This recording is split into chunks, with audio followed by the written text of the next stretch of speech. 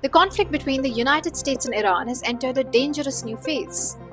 Fresh American airstrikes have hit Iranian targets after US troops were killed in an attack on a military base in Jordan. President Donald Trump has now made it clear that Washington has no plans to back down, saying the campaign against Iran will continue until its objectives are achieved. At the same time, fears are growing that the conflict could spread beyond Iran, with concerns over the Strait of Hormuz and now even the Suez Canal. The uncertainty is already sending shockwaves to global oil markets and financial markets.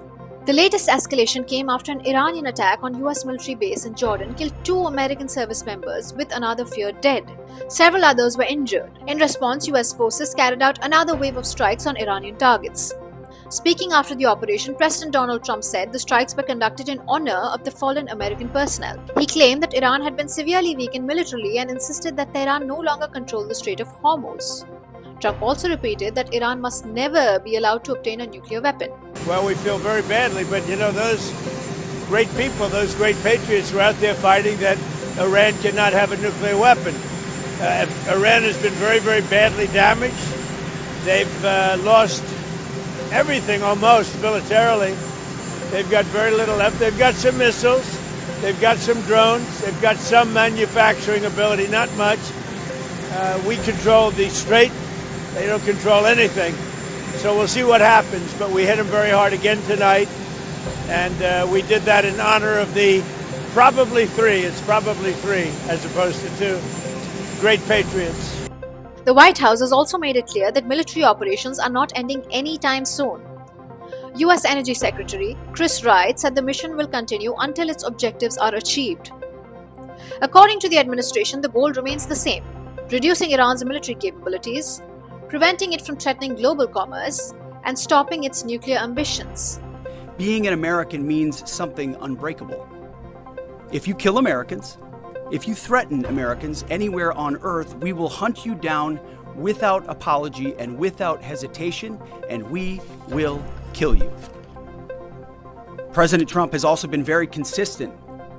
Crazy regimes like Iran, hell-bent on prophetic Islamist delusions, cannot have nuclear weapons. However, the administration insists it still prefers diplomacy.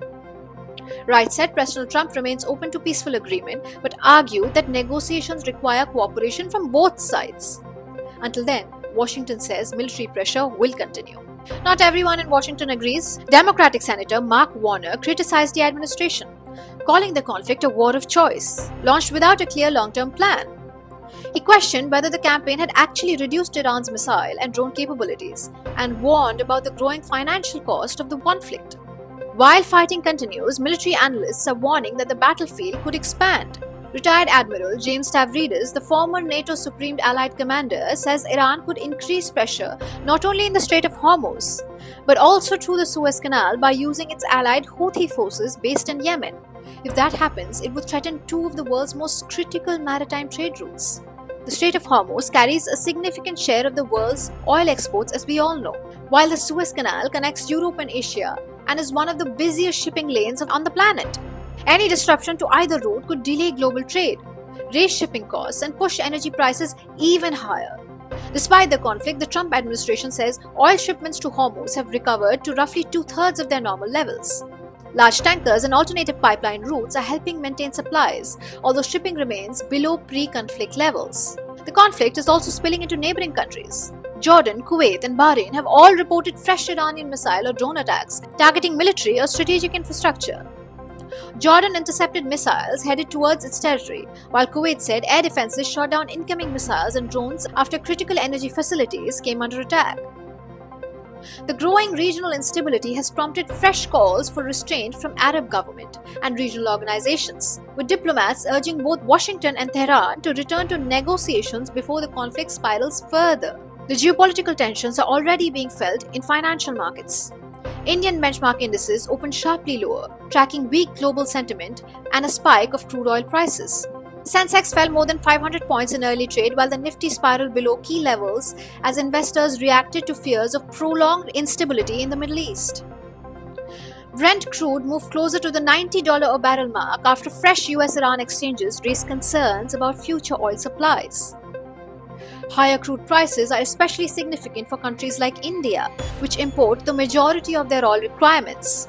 Prolonged disruptions could increase inflationary pressures, raise fuel costs, and weigh on economic growth if the conflict continues.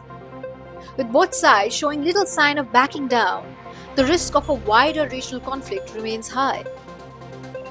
For now, Washington says diplomacy is still on the table, but military operations will continue until Iran changes its position. This is Shivangi Mukherjee for India Abroad.